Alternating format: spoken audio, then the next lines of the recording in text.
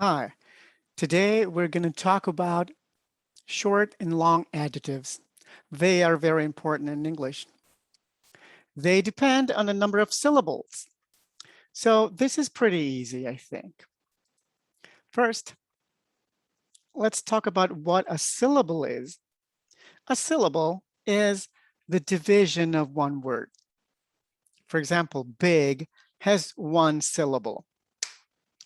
Big, big. Then we have words that have more than one syllable. For example, universal. Universal. It has 4 syllables.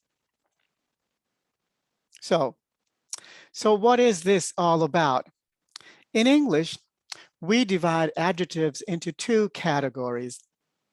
The first category is adjectives that are short. Short adjectives are considered first, 1 syllable. Second, 1 syllable ending in the letter Y. So remember, 1 syllable and 1 syllable ending in the letter Y. For example, smart, 1 syllable. Big, 1 syllable. Hot, 1 syllable. And then 2 syllables, but ending in Y. For example, easy, heavy, friendly. They are all 2 syllables, but they finish in Y. Now let's go here for the long adjectives. Long adjectives have 2 syllables or more than 2 syllables. Yes, 2 syllables, but 2 syllables not ending in Y. So here, no Y. For example, perfect, 2 syllables, not ending in Y. And private, 2 syllables, not ending in Y. Then we have adjectives that have more than 2 syllables. For example, dangerous, 3 syllables, dangerous. Important, 2 syllables, important. So there you have. Remember, short adjectives, 1 syllable or 2 syllables ending in Y. Long adjectives, 2 syllables not ending in Y, or 3, 4, 5 or more syllables.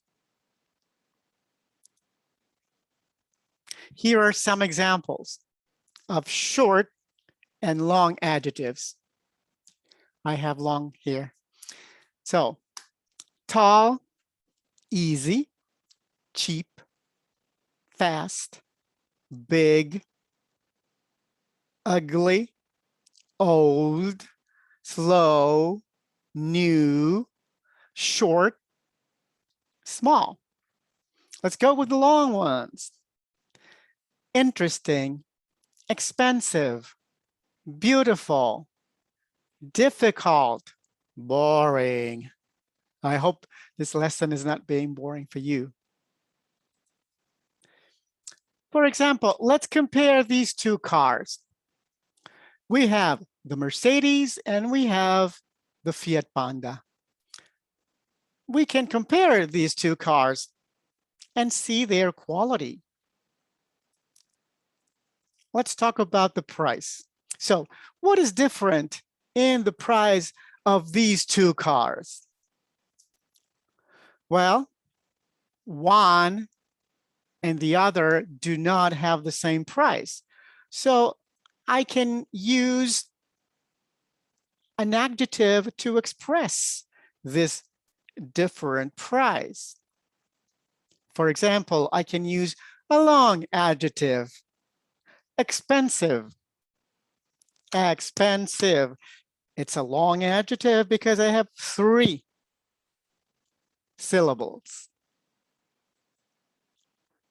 And I can say that the Mercedes is more expensive than the Fiat Panda.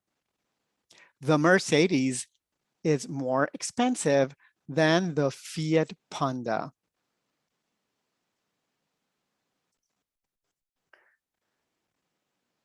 Now, let's go with another long adjective. And this time we're going to go with elegant, which is also 3 syllables. Here we can see that the Mercedes is more elegant than the Fiat Panda, of course. Now let's go with short adjectives. What happens with short adjectives? Well, I can express a difference also with short adjectives, but keep an eye on this. I can say the Fiat Panda is cheaper than the Mercedes-Benz. Here, you can see everything now. So the Fiat Panda is cheaper than the Mercedes-Benz.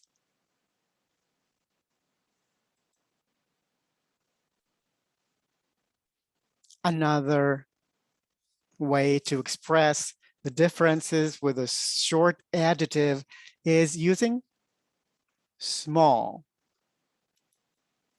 And I can say, of course, that the Fiat Panda is smaller than the Mercedes-Benz. The Fiat Panda is smaller than the Mercedes-Benz. Another difference can be big. Let's talk about how big they are. Of course, the Mercedes-Benz is bigger than the Fiat Panda. Bigger than the Fiat Panda. Please look at the sentence. Look at this sentence. Bigger. Do you notice something? Bigger. Yes, we put double G. So when do we put double letters? When do we use double letters? Well, it's pretty easy. We use double letters when we have a consonant, vowel, consonant combination. When we have a consonant, vowel, consonant combination, we double the last consonant. In this case, we have big.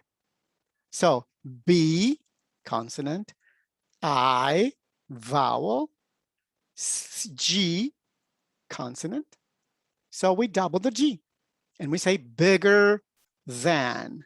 So every time that you have a consonant, vowel, consonant combination, you need to say the double, write the double G.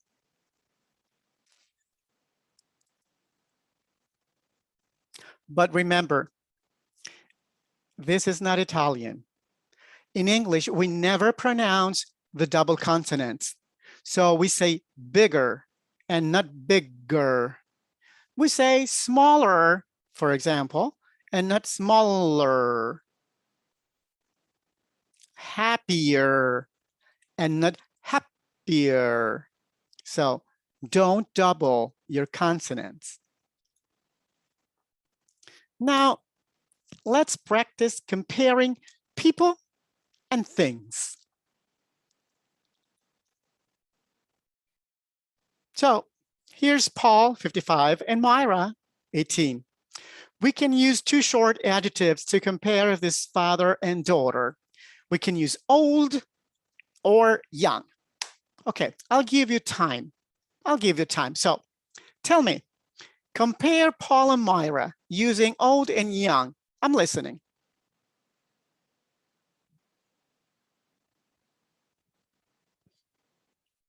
Very good. Very, very good. Paul is older than Myra. Myra is younger than Paul. Can you repeat those sentences, please? I'm listening. Very good. Now let's do this.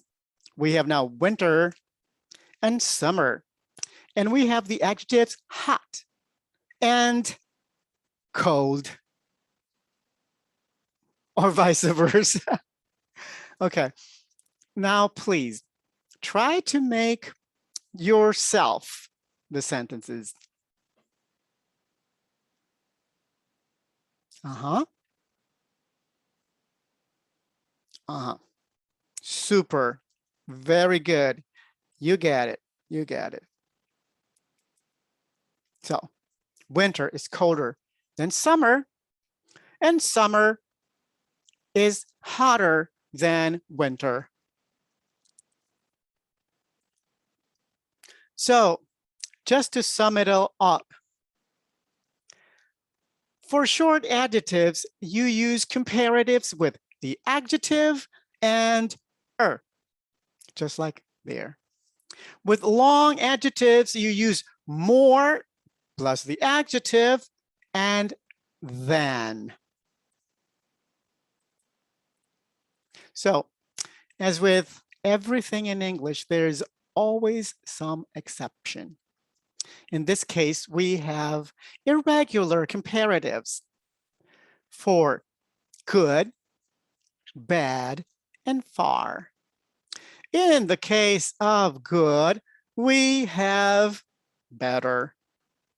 In the case of bad, we have worse. In the case of far, we have farther or further. I'm trying to make you read that as much as I can. All right. So here are a few examples of these irregulars. The book is better than the movie. The movie is worse than the book. Naples is farther from Bologna than France.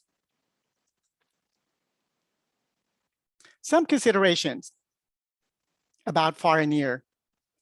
It is more common to use close instead of near for distance comparisons. The gas station is closer to our house than the supermarket. The gas station is nearer our house than the supermarket. Is not so common. For example, Rome is closer from Naples than Bologna. Some other considerations. Than is optional. You can omit it in certain cases. When it's obvious, for example, you can omit it because the context gives you the general idea. For example, Rome is older than Paris, or you can say Paris is old, but Rome is older. You know, you can understand that it's older than Paris. New York is more modern than Milan, or you can say Milan is modern, but New York is more modern. In this case, you don't need to say than Milan because the context helps you with that.